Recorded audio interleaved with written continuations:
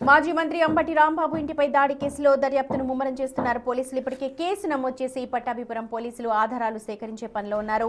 TDP corporator Sriram Prasad అతని అనుచరులపై case నమోదు చేశారు. మరోవైపు అంబటి రాంబాబు ఇంటికి చేరుకున్న క్లూస్ టీం ఆధారాలన్నింటినీ కూడా సేకరిస్తోంది.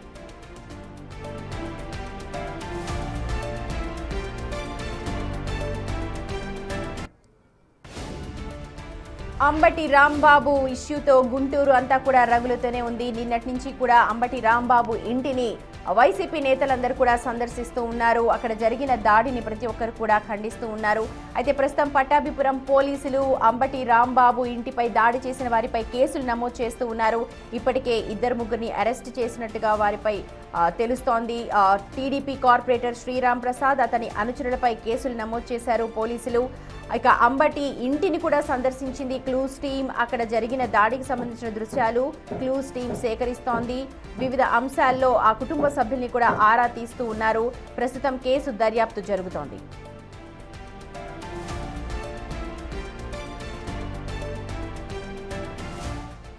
మా ప్రతినిధి మణికుమార్ జాయిన్ అవుతూ ఉన్నారు. ఈ కేసుకు సంబంధించి మరిన్ని అప్డేట్స్ మనకు అందించడానికి ఓవర్ టు యు మణికుమార్.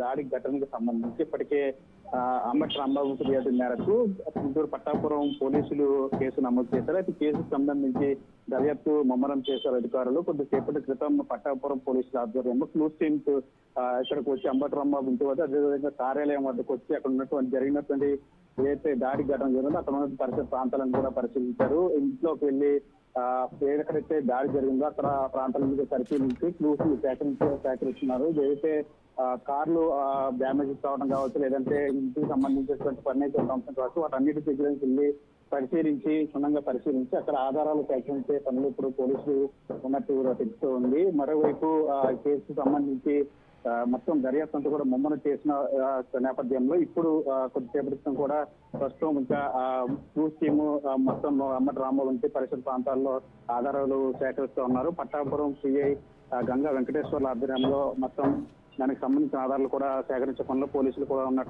ఉన్నారు. ప్రస్తుతం దీనికి సంబంధించి అంబటి రాంబాబు చేసినటువంటి ఫిర్యాదు మేరకు నమోదు చేసిన కేసుకు సంబంధించి ఎవరైతే టీడీపీ కార్పొరేటర్ శ్రీరామ్ ప్రసాద్తో పాటు ఇంకా దాదాపు 20 మందికి పైగా 20 మందికి పైగా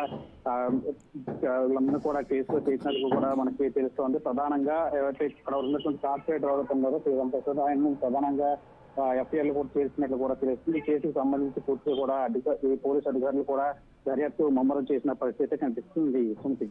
right Manikumar, thank you. Ambati Rambabu ఇంటికి చేరుకుంది క్లూస్ టీం. ప్రస్తుతం కేసు నమోదు చేసి ఇప్పటికే 1-2 అరెస్ట్ చేసినట్టుగా సమాచారం అందుతోంది.